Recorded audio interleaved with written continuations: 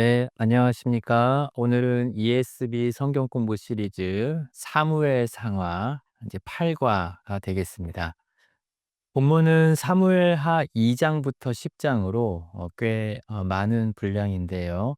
제목은 다윗의 왕국이 세워지고 견고해짐입니다. 오늘도 문제를 푸는 방식으로 진행을 하도록 하겠습니다.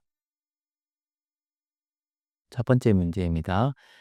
사울의 죽음 외에 다윗이 유다 성읍 헤브론에 올라가는 동기는 무엇인가? 다르게 말해 다윗은 헤브론에 가기 전에 무엇을 하는가? 다윗이 이제 헤브론에 올라간 동기, 그 이유가 무엇인지를 물어보는 것입니다. 물론 여러분 사건의 흐름을 보면 이 사울이 죽은 것이 계기가 되어 이제 다윗이 이스라엘로 돌아오고 헤브론으로 올라가게 됩니다. 하지만 다윗의 목적은 단순히 헤브론에 올라가서 그가 권력을 잡으려는 것이 아니었습니다. 지금 이러한 행복 가운데 다윗은 하나님의 주권을 신뢰하고 있고 자신이 헤브론에 올라가서 유다 한 지파의 왕이 되는 그 일을 하나님의 뜻과 하나님의 결정에 의탁하고 있는 것입니다. 그래서 다윗은 사울이 죽은 뒤에도 즉시 행동하지 않고 사무엘하 2장 1절에 보면 "내가 유다 한 성읍으로 올라가리이까?"라고 하나님께 묻습니다. 그래서 그가 헤브론으로 그의 행보를 한 것은 인간적인 야망이 아니라 하나님의 부르심에 대한 응답이었습니다. 특히 여러분 다윗이 헤브론에 올라가기 전에 무슨 일이 있었죠?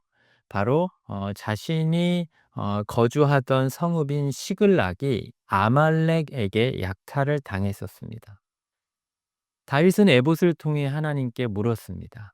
블레셋에 도망간 상황에서 다윗의 신앙심은 약화가 돼 있었지만 하지만 아말렉의 침략이라는 위기를 통해서 도리어 다윗이 하나님과의 관계를 회복하고 이제 신앙의 중심을 되찾은 것입니다. 그의 위기가 그의 어떻게 보면은 아말렉에게 침략당했던 그 하나님의 징계가 하나님 앞에 바르게 설 수 있는 계기가 된 것입니다. 그래서 우리가 다윗이 헤브론으로 올라간 것이 어떤 인간적이고 정치적인 계산으로 보기보다는 하나님의 인도하심을 받았다라고 보아야겠습니다.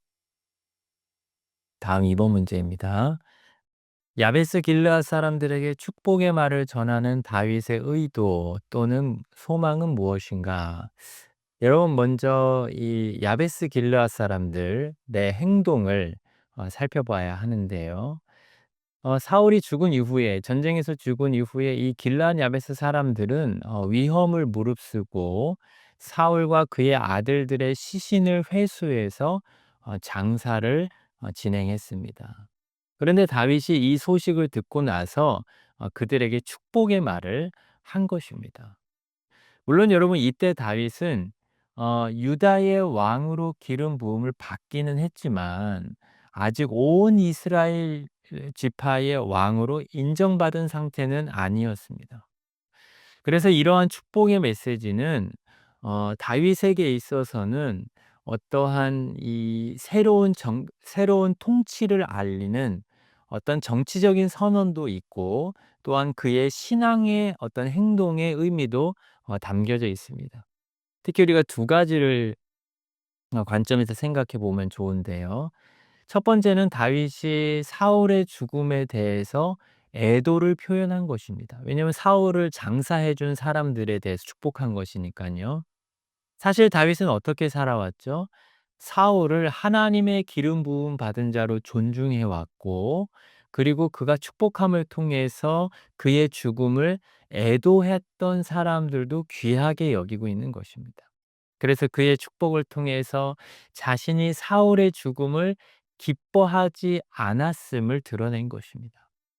특히 다윗은 우리가 지난 시간에 보았는데 아말렉 청년이 "내가 사울을 죽였다."라고 거짓말했을 때 심지어 어떻게 했었죠? 그를 처형하기도 했었습니다.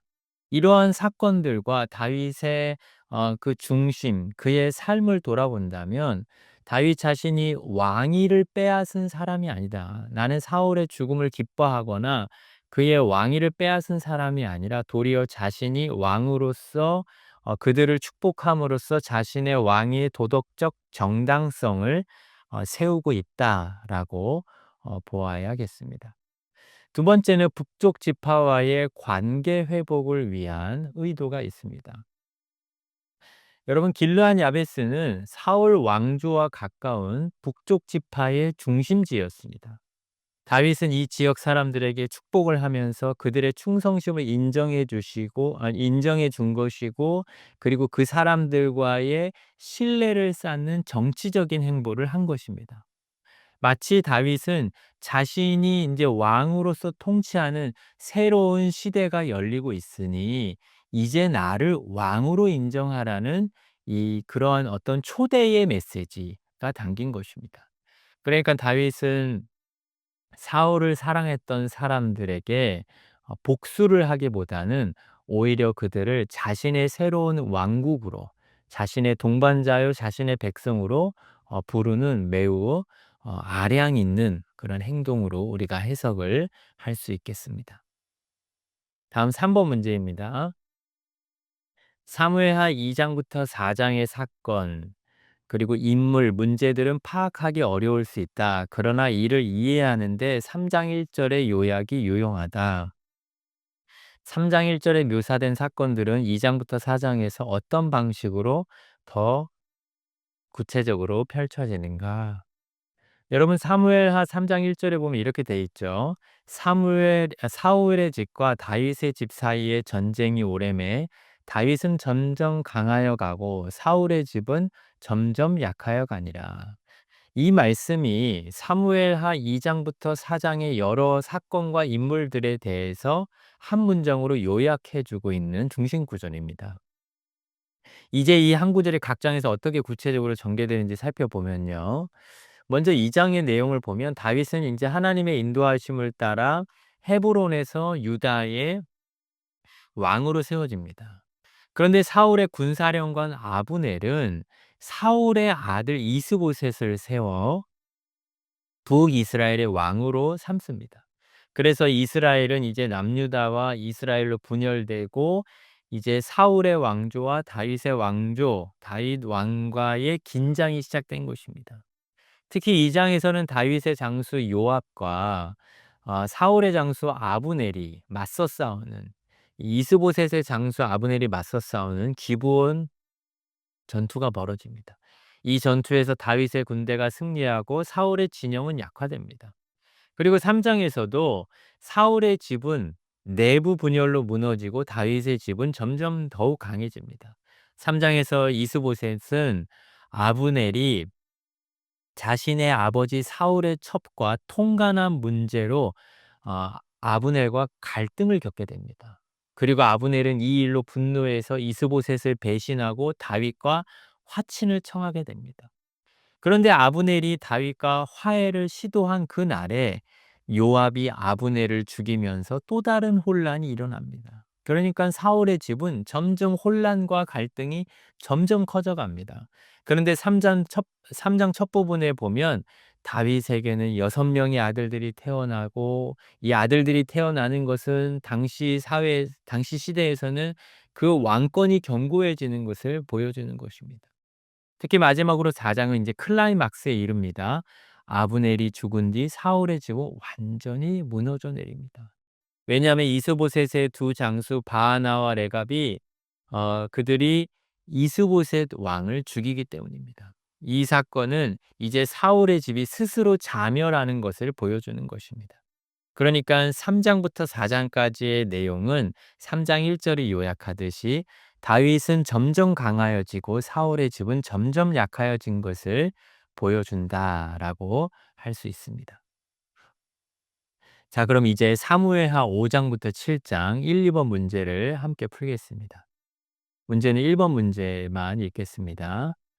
이스라엘 지파들이 마침내 다윗을 자신들의 왕으로 인정할 때 그들은 그렇게 하는 이유가 무엇이라고 하는가? 사무엘 상하의 큰 흐름 속에서 그들이 말하는 이유는 무엇을 의미하는가? 여러분 사무엘하 5장 1절부터 3절에 보면 다윗이 드디어 이제 온 이스라엘의 왕으로 기름 부음을 받는 장면이 나옵니다. 그런데 다윗을 왕으로 세우는 그 장로들의 세 가지 이유가 나오는데요. 첫째로 5장 1 절에서 장로들은 "우리는 왕의 고륙과 혈육이니이다."라고 말합니다. 이것은 다윗이 같은 이스라엘 백성, 즉 하나님의 언약 백성 가운데 한 사람이다라는 것입니다.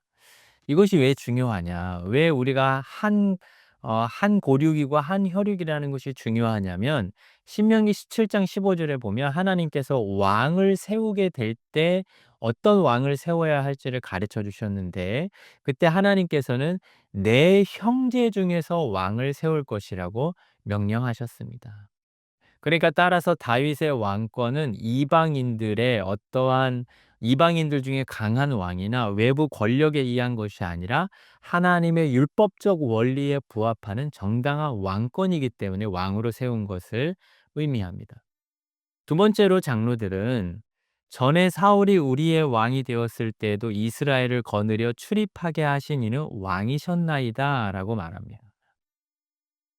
이는 다윗이 이미 사울 왕 시대에도 전쟁을 이끌었고 이스라엘을 구원했던 인물임을 인정한 것입니다. 그래서 다윗의 과거 훌륭한 업적을 바탕으로 다윗이 왕이 되기에 합당하다는 것입니다. 마지막 세 번째로 장로들은 여호와께서 왕에게 이르시기를 내가 내 백성 이스라엘의 목자가 되며 주권자가 되리라 하셨나이다라고 또 고백합니다. 이것은 다윗의 왕권이 사람이 세운 것이 아니라 하나님께서 다윗에게 한 약속과 하나님께서 다윗을 부르셨다라는 것에 기초하고 있다는 것입니다. 특히 여기서 목자라는 표현은 단순한 통치자가 아니라 하나님의 백성을 돌보는 하나님의 백성을 목양하는 신적 대리자로서의 왕의 사명을 드러냅니다. 그러니까 이스라엘 장로들은 자신들이 당신 다윗을 왕으로 세우는 이유는 우리가 하나님의 뜻을 따르고 있는 것입니다라고 고백하는 것입니다. 그리고 여러분 이제 좀 더 넓게 이스라엘 장로들이 다윗을 왕으로 세운 사건은 사무엘서 전체 흐름 속에서 두 가지 중요한 의미가 있는데요. 첫 번째로는 사무엘상 2 장에서 한나가 노래했던 것처럼 하나님의 주권과 역전의 원리의 완성입니다.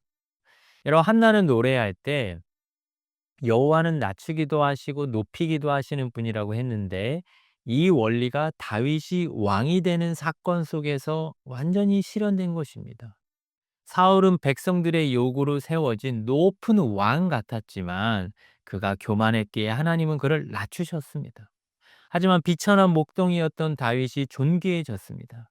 아니 그가 사울을 피해서 도망 다니면서 그가 참으로 비참해 보였지만 하나님이 그를 정말 존귀케 하셔서 이스라엘 목자가 되게 하신 것입니다. 그래서 한나의 노래가 이루어진 것입니다. 그리고 두 번째는 언약적인 의미입니다. 이스라엘 장로들은 다윗과 이제 언약을 맺습니다. 그에게 기름을 부었는데요. 이것은 단순한 어떤 왕과 백성들 사이에 정치적인 계약이 아닙니다. 도리어 이제 왕이 하나님과 백성 사이의 중보자가 되어서 하나님과 백성 사이의 언약적 관계가 회복되었음을 의미합니다. 진정 하나님의 마음에 맞는 하나님의 대리자, 하나님의 대리 통치자 왕이 세워짐을 통해서 이제는 더 넓게는 하나님과 백성들 사이의 언약적 관계가 회복되고 갱신되었다라는 더 넓은 의미가 있는 것입니다. 다음 3, 4번 문제 함께 풀 텐데요. 문제는 3 번만 읽도록 하겠습니다. 6 장은 언약궤와 관련된 사건을 이야기하면서 앞서 다룬 언약궤의 이야기를 이어가고 또 그 이야기와 대조한다. 두 언약궤 이야기 간의 유사점은 무엇인가? 중요한 차이점은 무엇인가? 여러분 이 문제는 사무엘하 6 장의 다윗의 언약궤 이동 사건과 그리고 사무엘상 5 장에서 블레셋의 언약궤를 빼앗겼던 그 사건과의 이 두 사건의 유사점과 차이점을 질문하고 있는 것입니다. 먼저 사무엘상 이 5 장부터 7 장의 내용을 우리가 한번 좀 기억해 보면 이스라엘이 전쟁에서 패배해서 블레셋에게 언약궤를 빼앗기게 됩니다. 블레셋은 전쟁에 대한 승리로 언약궤를 전리품으로 삼았습니다. 그래서 그 언약궤를 다곤 신상 앞에 갖다 놓게 되죠. 근데 어떤 일이 생기죠? 오히려 다곤 신상이 언약궤 앞에 엎드려지고 뿐만 아니라 언약궤를 함부로 취급함으로 인해서 블레셋 전역에 독종이 펴지고 많은 사람들이 죽게 됩니다. 블레셋 사람들은 언약궤를 몰래 들여다보는 모독적인 행위도 하다가 큰 재앙을 불러왔던 것입니다. 그런데 어떻게 보면 이와 비슷한 사건이 사무엘하 6 장에서도 벌어집니다. 다윗이 새 수레에 법궤를 싣고 언약궤를 싣고 옮기다가 웃사가 언약궤에 손을 대자 즉시 죽음을 당합니다. 다윗은 하나님의 율법을 따르지 않았습니다. 왜냐하면 어깨에 언약궤를 매야 되는데 매지 않았고 죄를 짓고 재앙을 당한 것입니다. 그래서 여러분 이 두 사건의 큰 유사점은 언약궤를 부적절하게 취급하고 대한 것입니다. 그리고 이로 인해서 재앙이 벌어진 것입니다. 그런데 여러분 이 두 사건의 차이점이 있죠. 사무엘상에서는 언약궤가 기럇 여아림의 아비나답의 집에 20년간 머물게 됩니다. 그래서 언약궤가 사실상 본래 있어야 하는 예배의 처소에 장기간 안치되지 못했습니다. 그래서 재앙 이후에 방치된 것과 사실상 다름이 없었습니다. 하지만 다윗의 때에는 어떻게 되죠? 웃사가 죽는 재앙 이후에 잠시 오베데돔의 집에 3개월간 머물기는 했지만 다시 예루살렘에 모셔오게 되고 그 언약궤가 모셔진 곳에서 계속적으로 하나님의 임재가 거하고 제사가 드려지게 됩니다. 그러니까 이 두려움으로 끝났던 언약궤가 방치됐던 사무엘상과 달리 사무엘 하에서는 기쁨과 예배의 회복으로 이어지게 됩니다. 그러니까 사무엘 하는 언약궤 이동의 이야기는 재앙과 두려움의 방치가 아니라 이제 언약궤를 통해서 하나님이 이스라엘에 임재하신다는 것이 회복되고 무엇보다 다윗이 이제 하나님과 함께하는 왕, 하나님의 신정 통치를 하는 하나님의 대리 통치자의 그런 상징성을 보여주는 사건이 되었다라고 볼 수 있겠습니다. 이제 5, 6, 7번 문제도 함께 풀 텐데요. 문제는 6 번만 읽도록 하겠습니다. 다윗은 이제까지 삶 속에서 그의 왕조에 대한 다양한 약속과 보장을 받았다. 그러나 사무엘하 7장은 다윗과 그의 왕자에 대한 약속을 더 확장시킨다. 어떻게 그렇게 하는가? 여러분 이 질문은 다윗 언약과 관련된 질문입니다. 하나님께서 다윗과 언약을 맺으신 그 배경과 내용 그리고 다윗의 반응에 대한 질문인데요. 먼저 사무엘하 7장은 다윗이 사방의 대적들을 물리치고 다소 정치적인 안정을 누린 시점의 이야기입니다. 다윗은 자신이 백향목 궁에 거하게 되었는데 여호와의 언약궤가 여전히 장막에 있다는 사실을 부끄럽게 여깁니다. 그래서 다윗은 하나님께 영광을 돌리고자 성전을 짓겠다는 결심을 합니다. 그런데 하나님은 다윗의 계획을 즉각적으로 승인하시지 않습니다. 도리어 하나님은 다윗에게 그의 마음을 받으시고 어떻게 하시죠? 다윗을 위해 하나님이 집을 세울 것이라고 말씀하십니다. 여러분 여기서 하나님께서 다윗에게 세워주시겠다라는 집은 어떤 건물, 어떤 성전이 아닙니다. 도리어 다윗의 가문, 그의 영원한 왕조와 후손을 의미합니다. 그래서 하나님께서 세우시는 집은 영원한 왕조이고 그 왕조를 약속하신 것입니다. 하나님은 다윗의 후손을 통해 하나님의 나라가 세워지고 그의 왕위가 영원히 견고히 설 것을 약속하셨습니다. 그리고 다윗은 성전을 짓지 못하지만 그의 몸에서 태어날 아들, 그러니까 솔로몬이 성전을 세울 것이라고 말씀하십니다. 여러분 이 다윗 언약의 조금 더 넓은 관점에서 보면 궁극적으로 다윗의 자손으로 누가 오시게 되죠? 바로 메시아, 예수 그리스도가 오시게 되고 다윗 언약은 예수 그리스도 안에서 성취되고 완성됩니다. 그리고 그 예수님은 이 땅에 오셔서 어떤 집을 지으시죠? 바로 새 언약 교회, 하나님의 백성들을 집으로 세우십니다. 예수님은 영원한 교회, 하나님께서 다스리고 통치하시는 교회의 머리가 되시고 교회의 기초가 되셔서 교회를 세우신 것입니다.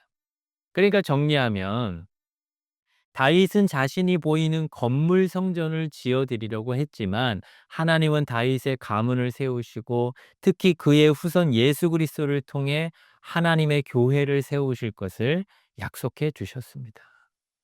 여러분 이 부분을 통해서 생각할 수 있는 것은 정말 하나님의 큰 은혜입니다. 사실 다윗이 지으려고 했던 한 건물로서의 성전과 무엇이 비교되죠? 예수 그리스도를 통한 구원, 그리고 그 구원의 열매인 교회는 비교할 수 없는 하나님의 은혜를 보여줍니다. 하나님은 다윗의 인간적인 소원과 열심을 받으셨고 이와 비교할 수 없는 은혜를 베푸실 때 영원한 은혜를 그에게 베푸시며 약속하신 것입니다. 여러분 우리는 다윗을 통해 하나님을 추구하고 하나님 앞에서 자신을 낮추며 하나님을 위하는 참된 왕의 모습을 볼 수 있을 뿐만 아니라요. 이러한 왕을 통해서 베푸시는 참된 왕이신 하나님의 인자하심, 그의 사랑을 볼 수 있습니다. 하나님은 겸손한 왕, 순종하는 왕, 자신을 하나님께 헌신하는 왕을 통해 영원한 은혜와 긍휼과 자비를 베풀고 계시는 것입니다. 여러분 이 놀라운 언약을 들은 다윗은 어떻게 반응했을까요? 다윗은 주 여호와여 나는 누구이오며 내 집은 무엇이기에 나를 여기까지 이르게 하셨나이까라고 고백하며 자신을 철저히 낮춥니다. 자신이 이 복을 받을 자격이 전혀 없음을 인정하고 하나님의 일방적인 은혜에 놀라워합니다. 그리고 다윗은 주의 말씀으로 종의 집에 있을 먼 장래일까지 말씀하셨나이다 라고 고백하는데요. 이것은 하나님의 약속이 하나님의 그 긴 구원 계획, 예수 그리스도를 통한 그 영원한 계획임을 깨닫고 정말 감사의 고백을 올리는 것입니다. 그래서 다윗은 소망을 주의 말씀 위에 두며 확신하면서 말씀대로 이루어 달라고 간구한 것입니다. 주의 말씀으로 종의 집에 있을 먼 장래일까지 말씀하셨나이다. 그리고 마지막으로 다윗은 이렇게 선포하죠. 주 여호와여 주와 같은 이가 누구오며 주 외에는 하나님이 없나이다. 그 하나님의 위대하심과 언약의 신실하심을 찬양한 것입니다. 여러분 이러한 다윗의 고백이 우리의 고백이 되어야 할 줄을 믿습니다. 다윗은 약 1000년 전에 오실 예수님을 바라보고 그 약속을 바라보고 찬양을 했다면 우리는 이미 오신 예수님 그리고 또다시 오실 예수님을 바라보며 우리에게 그 먼 일을 말씀하신 하나님, 우리를 그 약속대로 집으로 삼아 주시고 또 우리를 영원한 집으로 인도하실 그 하나님을 바라보며 우리와 같은 비천한 자에게 그런 은혜를 베푸셨나이다. 주께서 참으로 크고 놀라운 일들을 장래의 일들을 말씀하셨나이다라고 고백하며 감사하며 찬양할 수 있어야겠습니다. 다음은 이제 사무엘하 8장부터 10장인데요. 1, 2번 문제인데 1번만 읽겠습니다. 8장과 10장은 다윗의 위대한 군사적 성공을 강조한다. 앞서 언급된 땅, 관련 약속과 군사적 명령들이 비추어 보면 여기서 다윗의 성공은 무엇을 의미하는가? 여러분 사무엘하 8장과 10장은 다윗의 통치 가운데 나타난 그의 군사적인 정복, 그의 어떤 영토 확장의 절정기를 기록하고 있습니다. 특별히 이러한 전쟁의 승리는 하나님의 오래된 약속의 성취를 보여주는 것인데요. 하나님은 아브라함에게 창세기 15장 18절에서 애굽강에서부터 유브라데 강까지 그의 후손들에게 땅을 주시겠다라고 약속하셨습니다. 그런데 다윗이 전쟁을 통해 이렇게 영토를 확장함을 통해서 이 약속이 역사 속에서 실제로 실현되었습니다. 다윗은 블레셋, 모압, 소바, 아람, 에돔 등 주변 나라들을 정복했고 그 영토를 북쪽으로는 유브라데 강까지 확장시켰습니다. 그러니까 하나님의 하나님의 그 아브라함 약속, 아브라함 언약을 성취한 사건들인 것이죠. 그리고 여러분 이러한 전쟁의 승리는 방금 우리가 살핀 다윗 언약과도 연결됩니다. 다윗 언약의 내용은 하나님께서 다윗에게 영원한 집을 세우시겠다는 매우 위대한 계획이었습니다. 그런데 이 8장부터 10장의 승리의 내용들은 이 약속이 이루어질 것에 대한 증거가 되는 것입니다. 하나님은 전쟁의 승리, 아브라함의 언약이 이루어진 것을 통해 나는 너에게 한 언약도 줄 것이다. 라는 것입니다. 그리고 특별히 하나님께서 전쟁을 승리케 하시는 것을 통해 하나님께서 이스라엘 나라의 강력한 국력을 세우시고 하나님의 위대함을 나타내셔서 영원하고 위대한 다윗 왕조의 그 모습을, 그 가능성을 보여준 것입니다. 그러니까 다윗의 손을 통해서 이루어지는 그 승리를 통해서 하나님은 다윗의 집이 든든히 세워져 가고 있음을 증명하고 계신 것입니다. 다윗의 성공은 단지 전쟁의 승리로 끝나지 않았습니다. 또 이어서 어떻게 될까요? 그 승리를 바탕으로 해서 다윗은 안정된 행정 조직을 구축합니다. 요압은 군사령관, 여호사밧은 사관, 사독과 아히멜렉은 제사장, 스라야는 서기관으로 세워집니다. 이 명단은 다윗 왕궁이 단순히 어떠한 전쟁 국가가 아니라 질서 있고 구조화된 안정된 국가로 발전한 것을 보여주는 것입니다. 무엇보다도 이 다윗의 왕국이 무엇에 대한 예고편일까요? 장차 그리스도께서 오셔서 통치하실 메시아 왕국의 예표입니다. 예수 그리스도께서 다윗의 왕위를 영원히 이어받으시고 세상의 모든 대적을 굴복시키시고 너무나도 견고하고 안전하고 평화로운 그 나라를 완성시키실 것에 대한 모델이 되는 것입니다. 그래서 정리하면 다윗의 이러한 전쟁의 승리는 아브라함 언약에 대한 이 확실한 성취를 보여주며 또한 다윗 언약이 반드시 이루어질 것에 대한 예고편이다, 증거다라고 할 수 있겠습니다. 다음 이제 9장 문제 1번, 2번 문제 함께 풀 텐데요. 문제는 1번만 읽겠습니다. 모비보셋에 대한 자비는 사무엘상하의 이전 단락들과 어떻게 관련되는가? 여러분 사무엘하 9장은 다윗이 요나단의 아들 모비보셋에게 자비를 베푸는 장면을 기록하고 있습니다. 여러분 다윗이 무비보셋을 찾았고 그래서 그에게 자비를 베푼 것은 요나단과의 언약을 지키기 위함이었습니다. 요나단은 다윗이 도망 다니던 시절 그가 하나님께 택함 받은 왕임을 알았고 그에게 이렇게 부탁했죠. 너는 나의 집에서 인자를 영원히 끊지 말라.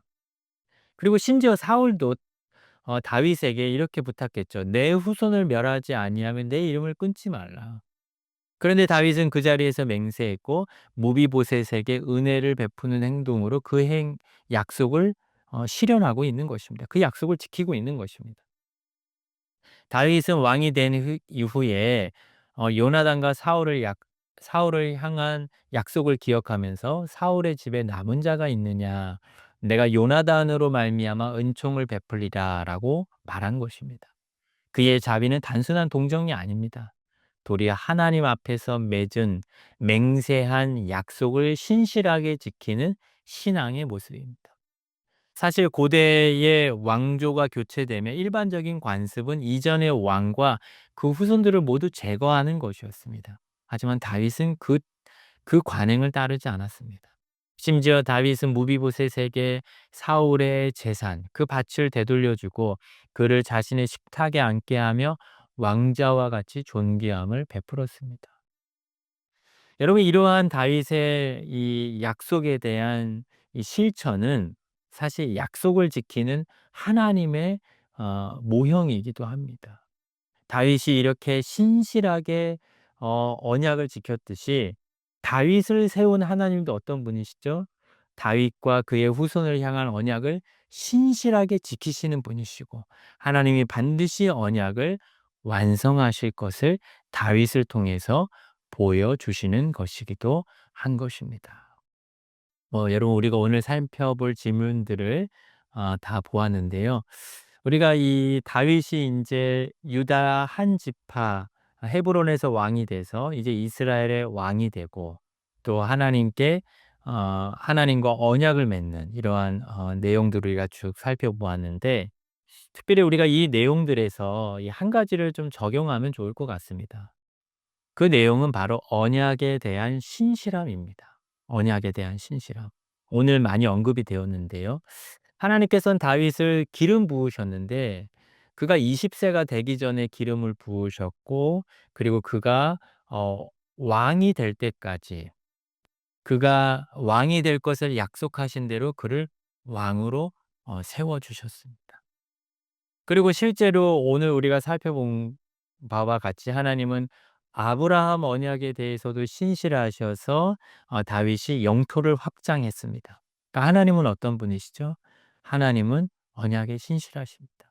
특별히 다윗 언약대로 예수님을 보내셨고 또 다윗 언약대로 예수님은 다시 오셔서 하나님의 집을 완성하실 것입니다. 교회를 향한 자신의 계획을 완성하실 것입니다.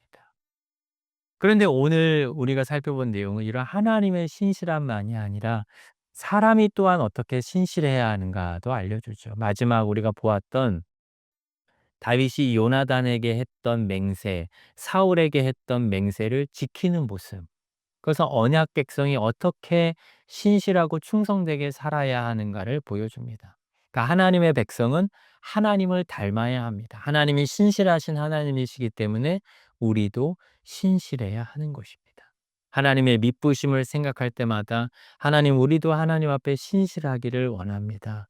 하나님 앞에 충성되기를 원합니다라고 고백을 할 수 있어야 하겠습니다. 오늘 강의는 여기까지 제가 기도하고 마무리하겠습니다. 기도하겠습니다.